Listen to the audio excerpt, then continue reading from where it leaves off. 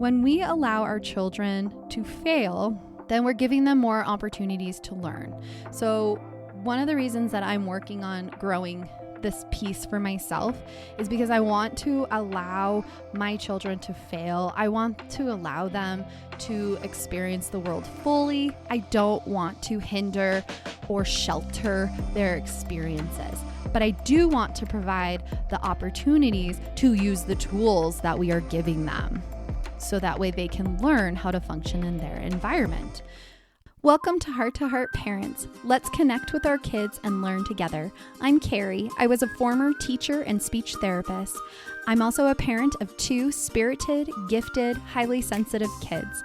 I was quickly brought to my knees as a parent when I thought that I would see a rosy lens version of parenting just as they present on Instagram, but I quickly learned that's not real life. I will provide real-life experiences and transform them into moments for connections and change for you to use in your house, with tips that worked for our family and how to implement them in your family. Connect to heart with your child, with your partners and other parents as we learn that we are not alone. We have a community, and although maybe we feel different from other families, there are many of us out there, and we are creating the next era of deep thinkers and change makers. Come along with me on this journey with Heart Parents. Hi, and welcome back to Heart Parents. I'm Carrie, and I'm here with some introspective ideas of looking at our own hearts as we are parenting our kids. So this week, we're going to kind of dive into what makes us tick as a parent, maybe looking at some possible things that we can look at from our own childhoods and things that maybe we need to work through or grow from when we're parenting our kids. So I'm going to describe some perspectives that happen for me, and maybe you can see if that brings up ideas of things that happen to you for yourself or for your kiddos, or how you parent your kiddos. So one thing that I have started to do without totally noticing in my past is how I did not always want to allow my children to experience the world as it truly is. Having 2 highly sensitive, gifted, spirited kids, I sometimes would have to deal with their meltdowns when they were overstimulated or over experiencing the world per se. So I would want to try to control their environment. I would try to make choices about, is this a really big choice? Well, maybe I can just give in this time because I don't want to deal with a fit, or I don't want to deal with a meltdown right now. I don't have time for it. But I'm learning that I need to allow my children to experience the world. I need to allow them to grow, and I cannot protect them from everything. I cannot be that term helicopter parent. Or I was reading a book the other day, I think it was Love and Logic, and it was talking about the over helicopter parent, which is like the new era of the helicopter parent. And to describe a helicopter parent, it's somebody that is zooming around their child, helicoptering, and trying to put any obstacles, moving them out of the way, moving them out from aside from your child, stepping on an obstacle. They're trying to sometimes blame other people for things that may have affected their child. Maybe the other people were trying to engage with their child and they're learning too, but the parent always blames those other people, like, you hurt my child and it is your fault. Maybe it could have been partly your child's fault and partly the other person's fault. It could have been a combination. They're kids and they're learning how to interact together. So that is a brief description of the helicopter parent, and the Mondo helicopter parent, which is the new era of this, has gotten even worse because let's look at society. There's more pressure for going to college. There's more pressure for getting a good job. And we've lived through pandemics. I've lived through some natural disasters in my area. So there's a little bit more fear as a parent, and there's a little bit more pressure to help your child succeed. So I can see how you can end up in that zone, but we just want to be very mindful when we're connecting with our children, following our hearts, following their hearts, and helping them to experience their world so that they can experience their world as an adult, and they can have all the tools that you've given them as an adult when they're at that point. So let's go back to controlling their environment. One piece that I always tried to do, control everything and make the perfect environment. I used to joke with my husband that when we would want to go out on some outing, like say go skiing or go on a family little trip to the mountains, I would have to have the sun in the right place, the moon and the stars all in the right coherence, the right temperature, no wind. Let's have the sun just barely setting because it's just noon exactly as when we leave the house. I'm just joking. But we used to have to try to control these pieces for our kids because we found that they had these little meltdowns. Now we're learning, stop and think, what is the worst that could happen? What if they have a fit? We can ride that roller coaster of emotions with them. We can kind of take breaks. Sometimes my husband and I tag team out during those fits of emotions. If I'm feeling like this is becoming overwhelming, either it's making me sad, it's making me angry, I'm getting frustrated, my tolerance is kind of getting low because this fit is a really long one, then my husband and I, their dad, will tag team out and we'll take turns. We'll say, I need a minute, and we'll step out and let the other person engage and try to help our kiddo. So as we're preparing for any type of obstacle or new trip or new thing that's coming in our lives, we're now thinking, what is the worst that can happen? If they throw a fit, they throw a fit. We've got some tools in our pockets to help them calm down. We've got each other to help support each other. Maybe I'm not as fearful about controlling the environment when my husband is there and I'm able to take a break. When I'm on my own and somebody's throwing a fit, it's definitely harder because I'm in it, right? There's nobody to tag team with. So maybe I'm less flexible about what could happen if I'm by myself. That's definitely a piece that I have to face for myself as well. And I'm aware of that, which is good. I'm not just totally turned off and ignoring it. I know that's a piece of my puzzle that I work on as well. So I look back at my own heart and things that happened in my own life. So part of that is looking at my own childhood. I was raised in a very spirited household. I think I've talked about it previously. When I was really young, it was a more active, vocal, very loud and vibrant household. I remember growing up with my grandmother when I was really little, and there was a lot of energy in that household. So, versus when my mother met my now father and we moved to Idaho, I grew up in a different household, which was also very, very loving. It was just a quieter version. It was a different version. I guess we were all a little bit introverted in there and we were all building a household with new people. So it felt different. There was also a little bit more of a mandated quiet in that household, in that environment. And I was asked to be quieter as a kid. So transitioning to that in my childhood, I am realizing, hey, people in that house were also sensitive and they did not want a loud and chaotic environment. I am still a people pleaser, which I am a recovering people pleaser is more accurate, because I definitely am like to break those barriers down, work on those pieces of myself. It's an ongoing process.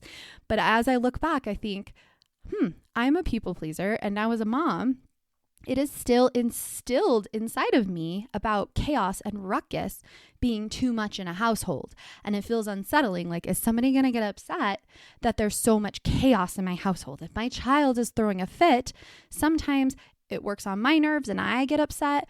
But I've also realized that some of the process of me wanting to control those fits and help my kids through those fits as quickly as possible is because I have that piece of me from my childhood of trying to control the chaos and trying to keep things calmer and quieter in our house.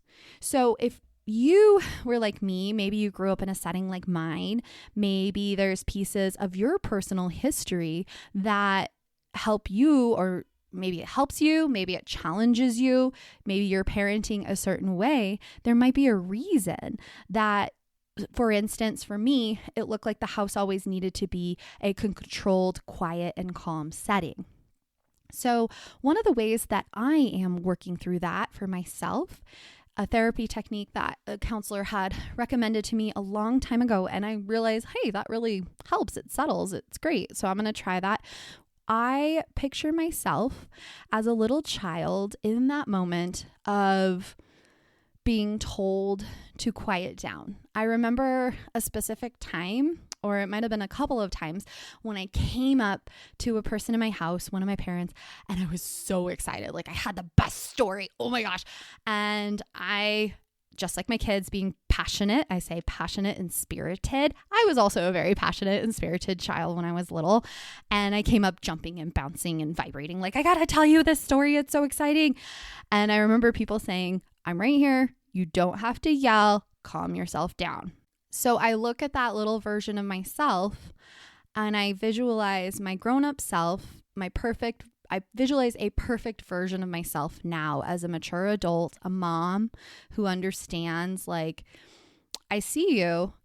And this mom goes to the child version of me in that moment and says, I'm sorry that you went through this. You are special. You are whole. And it is okay to feel let down right now. It's okay to feel sad that you're not allowed to be this spirited version of yourself. It's okay, and I'm here for you, and I love you.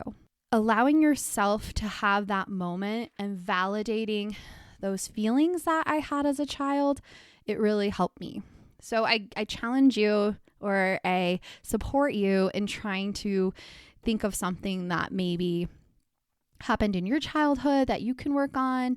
Like I always tell my kids, life is about learning. We're never out of human adult school. It's part of life.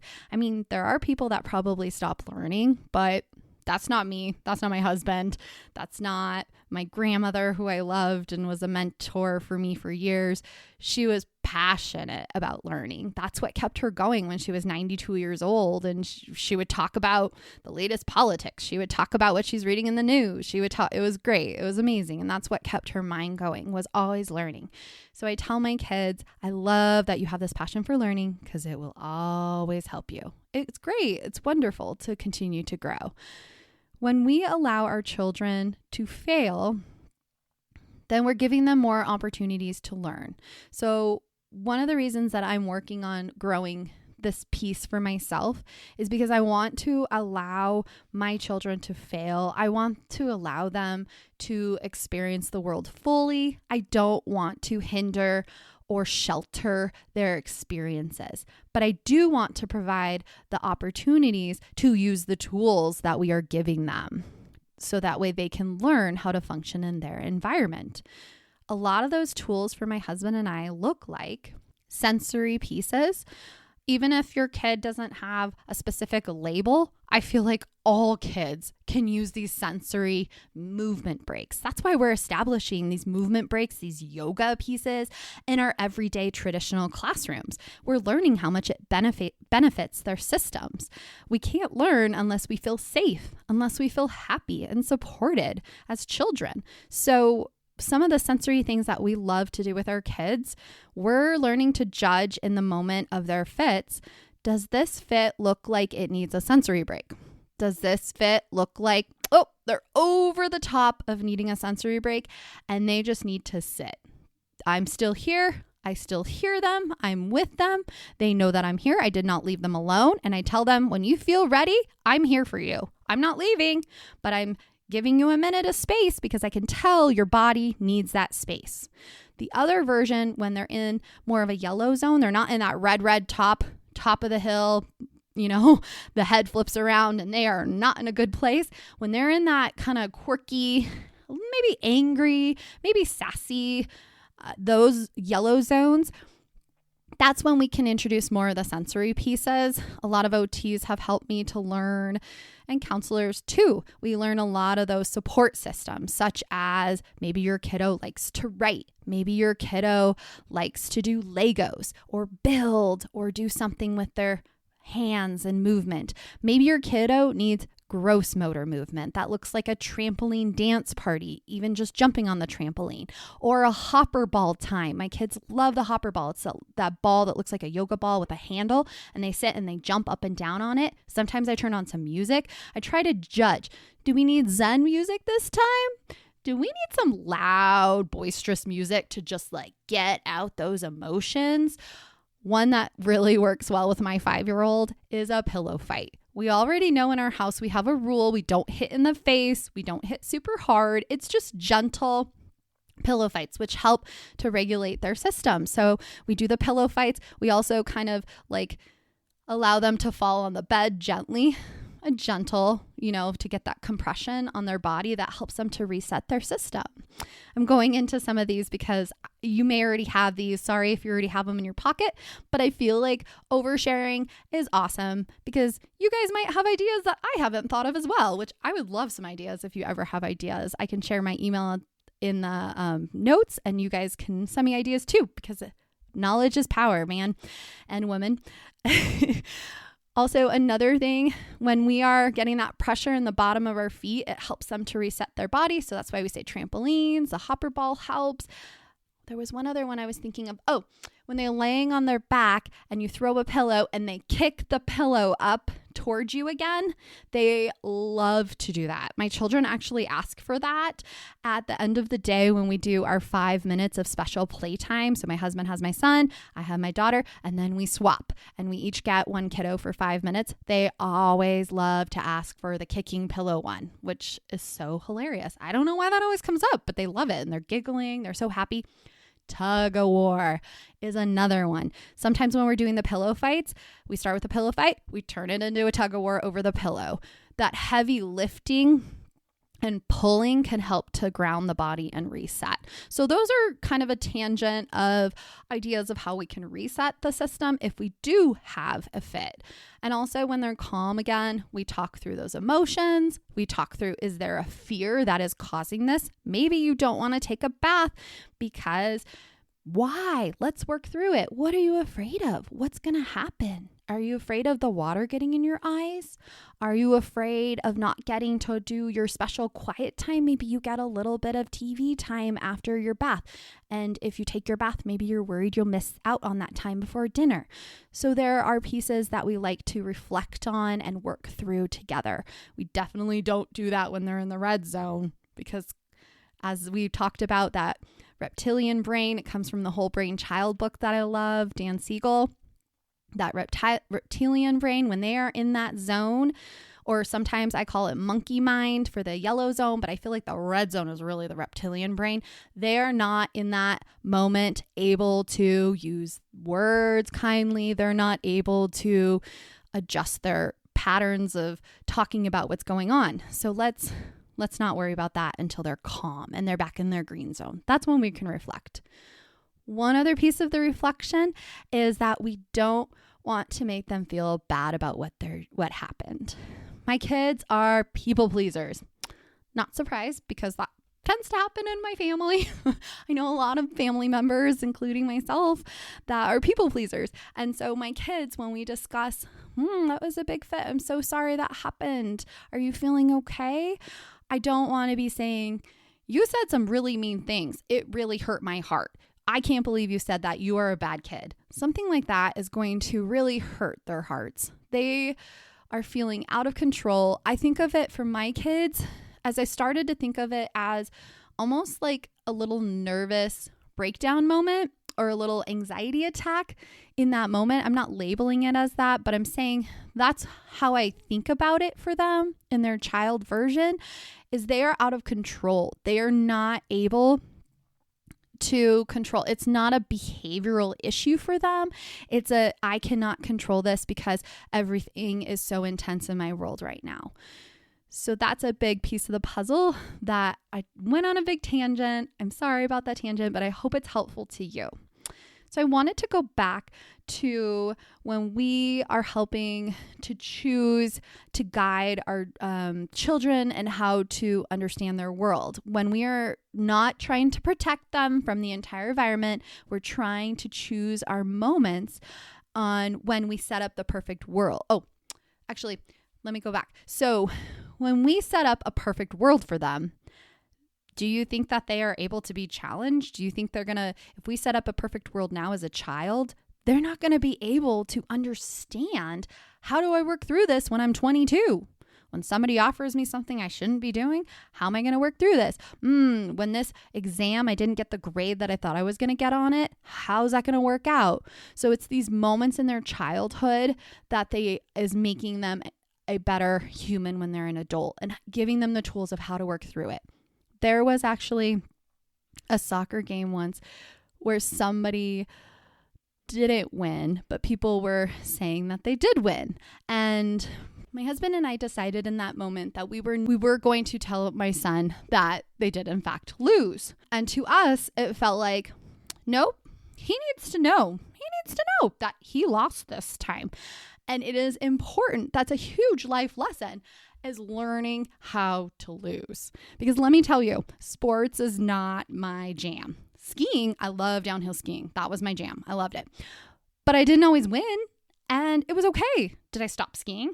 No, I love skiing. It makes me feel so at peace. So it's important to learn how to lose. It's important to learn those life lessons now. And if we protect them, then they are not going to have that guidance, that inner guidance that we are helping them to create. And we are helping to build that foundation now. One example of a scenario of where I intervene and where I try to help them make a good choice is when my son loves to wear t-shirts and shorts when it's 45 to 50 degrees outside. So it was happening every day. I think it was first grade. He was 7 and it still happens now. So that's why I'm kind of laughing to myself. He thought, well, I get really hot during the day. When that sun is out, because we live at high altitude and we have a lot of sun, I don't want to be wearing pants, Mom. And it was this huge fight for a long time. I would make him wear pants, but I would let him wear a t-shirt, and then he'd have his sweatshirt or his jacket. So what we decided was, is this really worth this battle every single morning? We're almost late to school because we are battling with this every single morning. It was like this control piece. So then I finally said, you know what? You get to make the choice. I'm going to give you an idea. If it's snowing out, I really think you should wear pants. And if he wanted to wear shorts, usually he would always wear pants on days that it was snowing. But let's say it's 45 degrees out and I tell him, pants might work best, but I'm going to let you make the choice. And then I put his pants in his backpack. One place where I really intervene is, say he's been sick and he's recovering from an illness, but he doesn't have a fever and he's ready to go back to school and he wants to wear shorts and a t-shirt and it's 45 degrees out. That's a spot where we will discuss it and where I have to kind of put my foot down, and I explain it to him. So, buddy, you're getting over this cold. It's really important that your feet and your legs and your head all stay warm right now. So I really need you to we're going to wear the pants today. We can put shorts in case you get really hot. I also really need you to think about wearing this hat today. So those are just part of the times of when I would choose to intervene. One piece of that puzzle that was really hard for me as I started to go into that was when my people pleaser side kicked in. When I would walk to school with my son, he would be in his shorts and his t-shirt, and no fail, every single time. I swear it was like every single time. I'm like, I don't know, people pop out of the corners, you're walking in and just bam, here's somebody like, well, look at your boy. He's just so brave in this cold weather. He's wearing shorts and a t-shirt. Look at him. He's just so warm. So no fail. Every time I would talk myself up for it, like, this is going to be good. I'm going to be strong and powerful. I am a strong, powerful mom and I am a powerful woman, and hear me roar. I would have to self-talk myself up because as soon as I would go, somebody would say it to it. And then in my mind, I'm hearing this, oh my God, am I a bad mom? Is somebody going to am I going to get in trouble? Is the state, is somebody going to come tell me your child needs to be wearing pants? This is not okay. So I would have all of these people pleaser tendencies that would erupt. And that was something I had to work through as a people pleaser. Former people pleaser, by the way, because I have since worked through that for sure. So as I'm looking in my mind, I am weighing it. I'm weighing these decisions. Do I let him go to school with these shorts? Are we able to go to the library today? The kids, they've been a little bit grumpy. It's Friday afternoon. They've had a big week. They had all these extracurriculars, woodworking, taekwondo. They had all these special classes. Do we have the energy to go to the library? So I like to weigh these things in my mind. And I think in my mind, is this one that I should argue on? Is this one that I'm okay with? And do I have the energy to handle a situation? Should a situation arise? Should somebody be grumpy at the library, doesn't want to leave the library and has a big moment in front of public people? And people pleaser Carrie might get a little bit frustrated, maybe gets really embarrassed, maybe starts to get short with the kids because I'm in a people pleasing situation. Those are all things that I weigh when I'm making these decisions. When I can calm my adult monkey mind that tends to overthink all of these decisions. So it tends to look at like, would I be okay with them throwing a fit? Would this happen? As I calm myself down, then I can really make a decision from my heart. Also, I can decide, is this a real decision or is this a trivial decision that really doesn't make sense? I can prioritize the real piece of the puzzle there when I'm able to focus and think with my heart. If I'm getting in my mind and I'm thinking, oh my goodness, this is going to happen. Oh my goodness, what if it ramps up? What if their teacher is there and they see them being so naughty? Oh, then they'll think they're a naughty student and they won't like them. Oh my goodness. So you can definitely go down the mountain in your mind. So it is always so important that we ground ourselves. We figure out, is this fear-based? Is this a people-pleasing tendency? Is this a childhood piece that's coming up again for myself? Look at what is it that's causing your monkey mind to go down that ramp and causing it to snowball. Let's try to calm those pieces for ourselves so that way we can think, this is not really a real decision. This is like a trivial decision that I could make in 2 minutes, and 2 minutes done, decision is made. Let's pack the bags and go to the library. Not really a big deal. And guess what? I have enough energy today. If they throw a fit, I can sit with them. I can smile at all the people looking at me. I'm like, oh, yeah, Fridays, man. Fridays. I have a thick skin today and I'm able to handle this. Thank you so much for tuning in this week. I hope that you can give it a try. I hope that you can look into yourself, give yourself a little love, give yourself a little support, because oftentimes when we are parents of highly sensitive kids, we are also highly sensitive parents ourselves. I feel like the apples don't fall super far from the tree. I know there are sometimes kids that the parent, maybe one of the parent is not highly sensitive. So they're looking at the kiddo going, I don't really understand how you tick. I didn't have this as a childhood. Or I didn't have this when I was a child. That makes sense. That would be hard. It's definitely a different piece of the puzzle. Highly Sensitive Person was a great book for me to kind of come to terms with all these things that I had going on when I was a child. I was told when I was a kid a lot, you're really sensitive. Like, stop being so sensitive, work through it. Your emotions are changing all the time. I heard some of those things when I was a kid from different people. And now that I read the Highly Sensitive book, I'm like, oh my gosh, I feel seen. I am not the only person. This is so powerful and empowering because look at me. I'm not alone. There are other people like this. And guess what? There wasn't anything wrong with me. It was okay to be like this. When we talk about highly sensitive people, one last tangent before we go. When we talk about highly sensitive people, we talk about being sensitive in our house a lot, and we make it empowering. We talk about the positive pieces. You can have a really, really cozy, soft blanket. And guess what? That really helps you to calm your system down. You get to experience the world like nobody else or other highly sensitive people. You get to take in beautiful music and understand the message that you feel from that music. You get to experience amazing food and have these extra sensitive, special taste buds popping out and loving it. You get to have all of these wonderful gifts that come with being a highly sensitive person. So I always want to have that caveat in there. Being a highly sensitive person gives us so many gifts, and society does not train us to focus on those gifts. They make us feel bad about them sometimes. So I always want to empower our kids and how special and wonderful we are. Also, that we're not alone. There are a lot of us out there, and I feel like more and more of us are coming. So that's why I started this Heart to Heart Parents, was I wanted to connect so that way we know there's tools out there for us. There's a lot of us out there, and let's not feel sad about these gifts we're giving. Let's empower ourselves and empower our children for the world that is around us. Thank you so much. Don't forget to connect with your children heart to heart each week. If there's a parent that you think this could resonate with, please be sure to share it with them so we can all benefit from each other.